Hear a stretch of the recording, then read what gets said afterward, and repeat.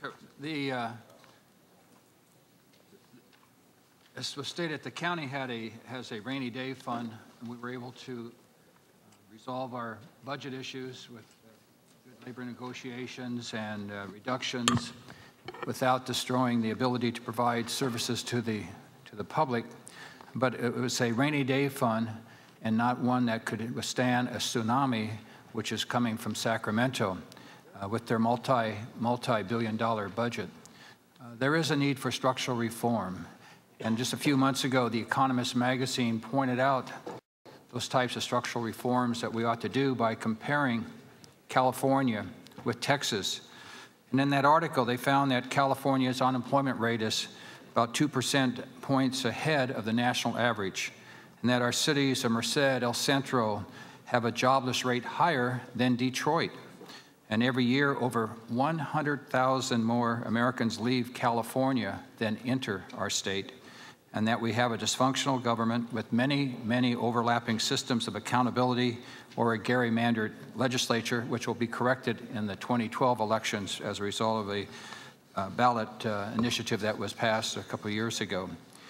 California government has the second highest top level of state income tax in the United States, and the high taxes coupled with intrusive regulations of business, and I'm quoting from The Economist, and greenery taken to silly extremes has gradually strangled what was once America's most dynamic state economy. And the Chief Executive magazine ranked California the worst state to do business in for each of the past 4 years. Then they compared that with Texas. Texas has no state capital gains or income tax. They have a business-friendly, home to more than 500 Fortune companies than any other state in the union. And as a result, they have an economy where they have a part-time legislature, a 2-year budget, and a balanced budget, and unlike California, are able to meet the temporary downturn in our economy. In California, between 1997 and 2007, our state workforce exploded by 24%. It jumped from 719,000 to nearly 900,000 employees. In November of 2003, only 8 state employees earned more than $200,000 a year. As of April of the past year, there's nearly 1,000 employees are now exceeding $200,000 a year. And when we hear about issues about Proposition 13 has strangled the economy, the facts of the matter indicate that in 1981, $6.4 billion in property tax revenue had increased by the year 2007 to $43 billion, which was a 600% increase, far higher than the combined rate of population growth and inflation over the same period. And when we hear about the 2/3 majority vote requirement has strangled the ability to pass a budget, it's been not what it has done, it has prevented taxes which are already, as I stated, at the highest or near the highest in gasoline and sales, or business taxes, or income taxes, is one of the reasons why we are strangling in California. Some of you have seen in the newspapers that you read or on television a couple of the commercials that Las Vegas has put out, which are quite interesting. It says one is, "Keep your business in California and kiss your assets goodbye." And it says, "Las Vegas loves you. No corporate income tax, no personal income tax, no inventory tax, lower workers' comp, pro-business attitude." And then it gives the number, the Economic Development Corporation in Las Vegas, for businesses to go to Las Vegas. Their other ad was, "California will be more pro-business when," and it has a pig flying. And again, it goes through that same ritual. It's to the ability to provide jobs by having a lower cost of doing business in that state with less regulations and lower taxes.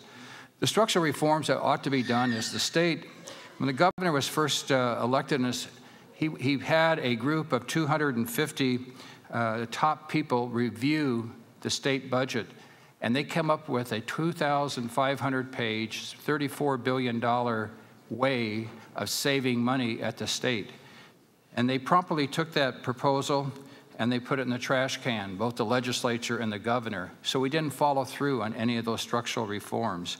And as a result, we are now with a $20+ billion deficit affecting every city, county, and school in this state.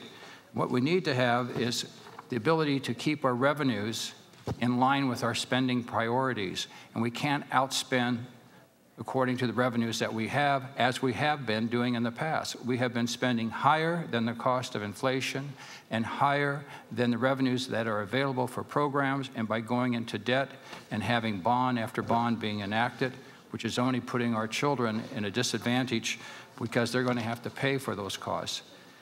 And unlike a city or a county or school district that goes bankrupt, the state can't go bankrupt. They can't file bankruptcy, and all they can do is pass that debt on to the next generation. So the state, they ought to look at some of the other states that we have. Part-time legislatures are important. They allow the people to get the budget passed and go back and doing their job in their communities. A 2-year budget would give stability to schools, cities, and counties so that they could plan accordingly and not be left in a Pandora's box each budget year when we determine what the budget will be, if we will have one, and again, what it will be. School teachers have to be notified at the end of March if they're going to be hired in September. But if the schools don't know their budget, they're going to have to let people off or give them a notice that they may not be hired, and they lose many good teachers because of that. A 2-year budget would help schools and would also help cities and county. They also ought to revise term limits. Term limits have been a disaster. You can't have a Speaker of the Assembly for 52 weeks or 100 weeks and expect to have the leadership and stability that the legislature needs.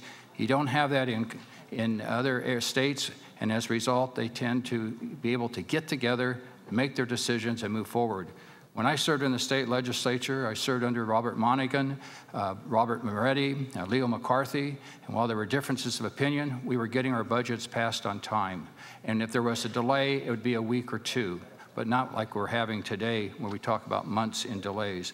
And they ought to eliminate unnecessary agencies and departments and do some consolidations. The County of Los Angeles, we did that here, and we saved hundreds of millions of dollars. Our Productivity Efficiency Commission has saved over $3 billion in savings since 1981. The state needs that type of a realistic approach that local government takes to resolve their budget problems. But again, the answer is not higher taxes, it's having the fiscal responsibility to not spend more than the revenues that are available and to provide reforms and changes necessary to attract jobs and keep jobs here. And again, reforming our civil service rules, very important.